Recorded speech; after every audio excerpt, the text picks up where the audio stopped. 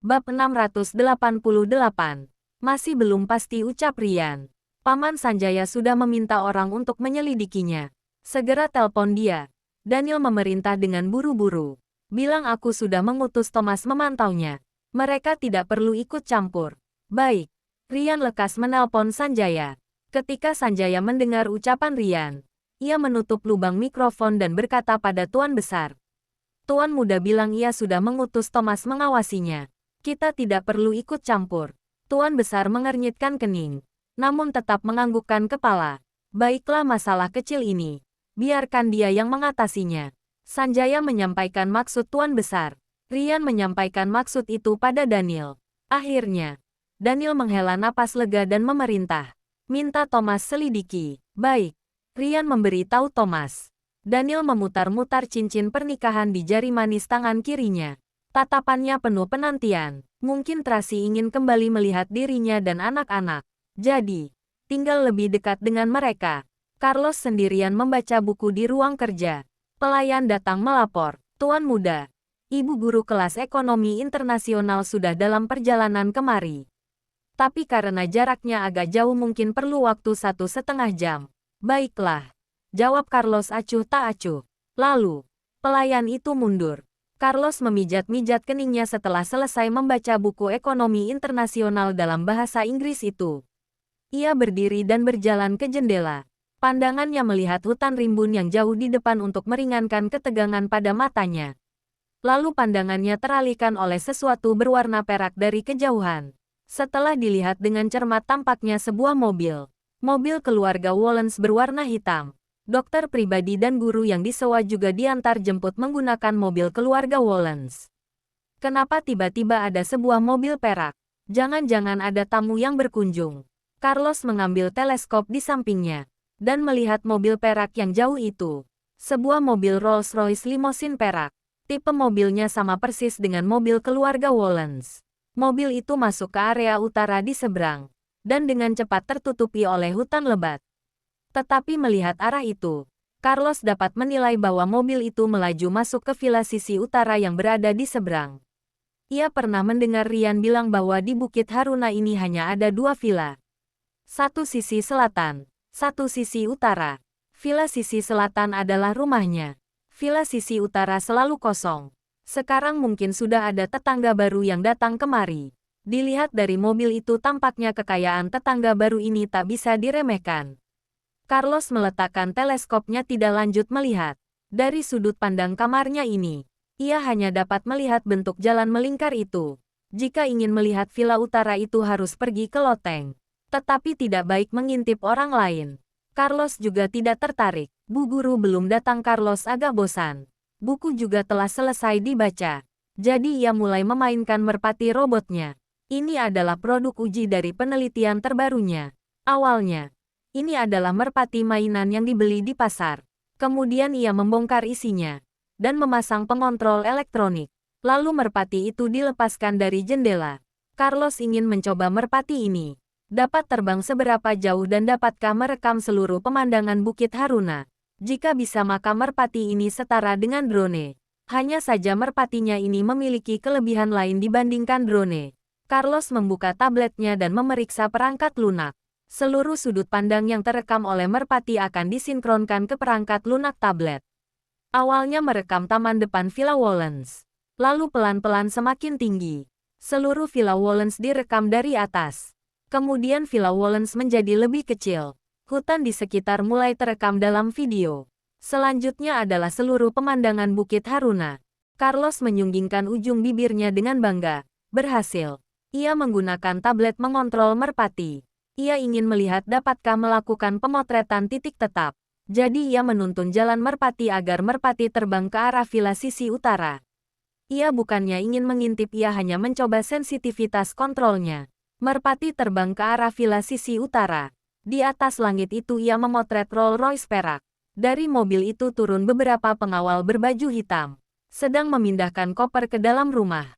Sesosok wanita cantik sedang berjalan masuk ke dalam rumah. Orang itu seolah merasakan sesuatu. Lalu orang itu menolehkan kepala. Bab 689. Carlos menatap layar tablet dengan penasaran. Ia ingin melihat orang itu. Tuan muda, di saat ini tiba-tiba terdengar suara dari luar. Bu guru sudah tiba. Carlos menoleh tanpa sadar lalu menjawab, "Silahkan masuk." Ketika ia membalikkan kepala lagi, ia melihat sosok cantik itu sudah masuk ke dalam villa. Jadi, ia tak melihat apapun.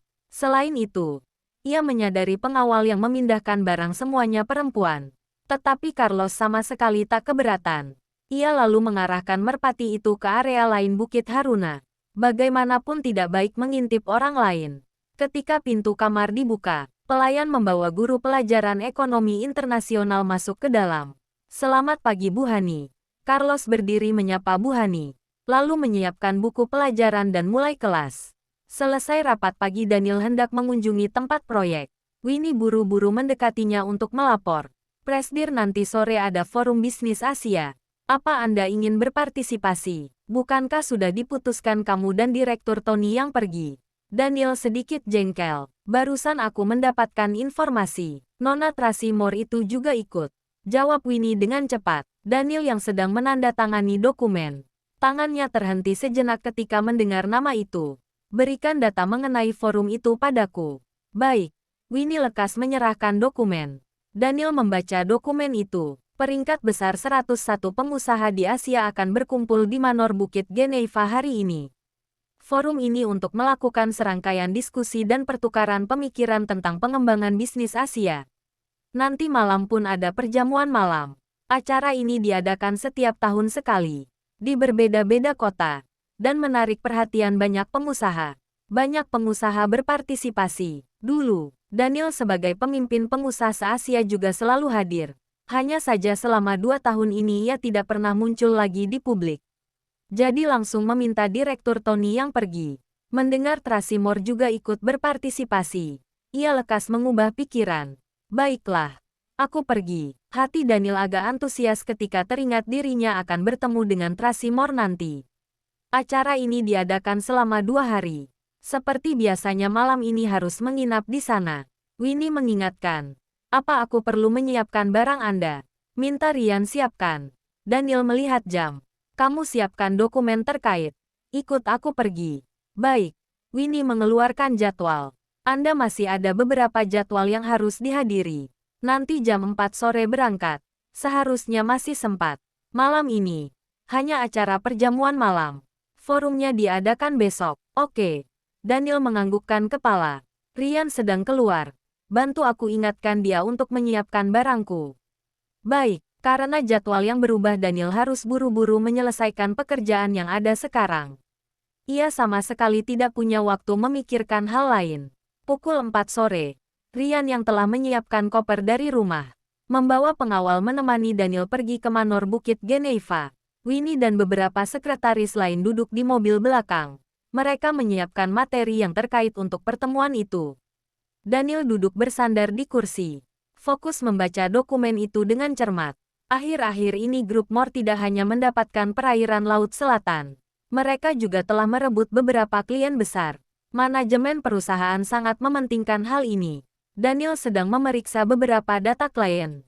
Ia sedang berpikir, grup Moore menggunakan cara apa sehingga dapat merebut klien besar Skywell dalam waktu singkat. Tindakan grup Moore lincah sekali. Ryan mendesah. "Aku dengar Nona Tracy Moore itu mengunjungi 3 klien langsung. Satu persatu ditemui. Setelah selesai dari pertemuan, ketiga klien langsung tidak ingin meneruskan kontrak dengan kita. Sehebat itu." Daniel sama sekali tidak bisa mengaitkan wanita hebat ini dengan Tracy Smith yang dungu itu. Hari ini akan tahu setelah bertemu. Ryan juga sangat penasaran. "Tuan Daniel, cepat lihat." Hartono si sopir tiba-tiba memanggil. Daniel menoleh kepala melihat sebuah mobil Rolls-Royce Phantom melesat dari samping. Ada simbol L emas di mobil menandakan mobil dari keluarga Moore.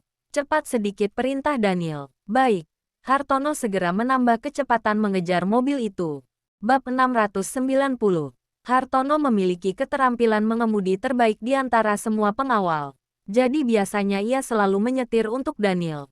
Pengawal keluarga Wallen semuanya pengawal ahli yang terkemuka. Setiap bidang keahlian mereka bisa dianggap sebagai profesional tingkat atas.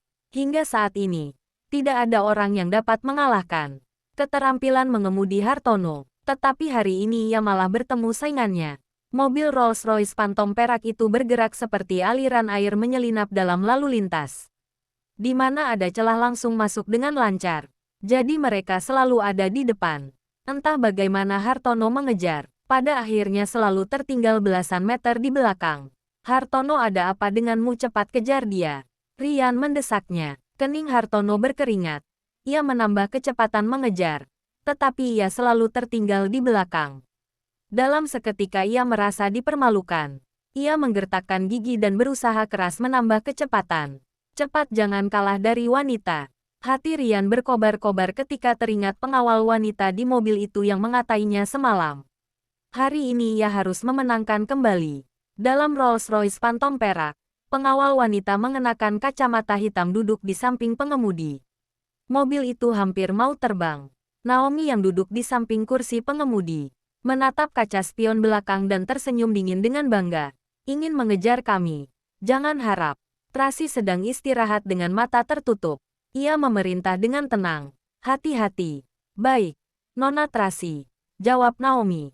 Paula yang sedang menyetir mengernyitkan kening. Ketika melihat mobil hitam Rolls-Royce dari kaca spion mengejar mereka. Paula, kenapa? Cepat, Naomi mendesaknya. Aku tahu. Paula mengernyitkan kening. Tak disangka. Bocah tengil itu hebat juga. Tambah kecepatan, jangan sampai mereka mengejar. Ujar Naomi dengan kesal. Paula pelan-pelan menambah kecepatan. Tetapi pada akhirnya berhasil dikejar kembali oleh Rolls-Royce hitam itu. Kedua mobil berjalan beriringan dan berdampingan. Stabilkan. Rian memerintah Hartono. Baik. Hartono berusaha keras, tidak boleh cepat dan lambat. Harus sejajar dengan Rolls-Royce perak itu. Jarak kedua mobil hanya 1 meter. Kedua mobil sangat dekat. Daniel menoleh menatap mobil di sebelahnya. Ia ingin melihat jelas orang di dalam mobil itu. Tetapi ia hanya dapat melihat sesosok orang. Dapat dilihat orang itu juga sedang melihat dirinya. Itu adalah Daniel Wollens. Tracy memincingkan mata, menatap sosok tubuh dalam mobil itu dengan dingin. Walaupun samar-samar, tetapi ia dapat merasakan rasa familiar. Seharusnya ia. Naomi mendekat dengan cermat. Tidak terlihat jelas. Pelan sedikit, perintah Tracy. Baik. Paula mulai menurunkan kecepatan. Mobil di sebelah juga menurunkan kecepatan. Entah bagaimana mereka menyetir. Kedua mobil selalu sejajar. Menyebalkan. Paula menggertakkan gigi kesal. Kecepatan mulai diturunkan. Tracy menurunkan jendela mobil, memperlihatkan sepasang mata jernih dan gesit. Mobil di sebelah juga menurunkan jendela, memperlihatkan setengah wajahnya. Kedua orang itu saling menatap satu sama lain. Namun tatapannya tak sama. Tatapan Tracy dingin, angkuh, dan agak sedikit menantang. Sedangkan tatapan Daniel ruwet dan tak bisa diungkapkan dengan kata-kata. Peristiwa masa lalu membanjiri benaknya dalam seketika. Emosi yang kuat melonjak hebat di dalam hatinya. Kerinduan itu, rasa bersalah, emosi yang dalam, membentuk cahaya kompleks yang berbinar dalam matanya. Namun ia berusaha mengendalikan diri sendiri. Harus tenang, harus tenang. Sepasang mata di hadapannya benar-benar familiar. Jelas-jelas dia adalah Tracy Smith. Tetapi, Tracy sebelumnya tidak pernah memiliki tatapan seperti ini. Meskipun ia pernah arogan di hadapannya, tetap tidak sama dengannya yang sekarang. Namun entah kenapa, hati Daniel tetap yakin. Dia adalah Tracy Smith. Tracy melihat sepasang mata di hadapannya. Entah kenapa, hatinya bergetar. Seolah ada duri dalam jantungnya. Setiap kali melihat orang ini, ia seperti ditusuk. Ia mengalihkan pandangan dengan dingin dan menutup jendela mobil. Tambah kecepatan. Baik. Paula mulai menambah kecepatan. Mobil di sebelah juga menambah kecepatan. Seolah mereka sedang berlomba. Tinggalkan mereka. Perintah Tracy. Baik. Jangan lupa like, comment, and subscribe ya. Terima kasih. Tunggu terus kelanjutannya.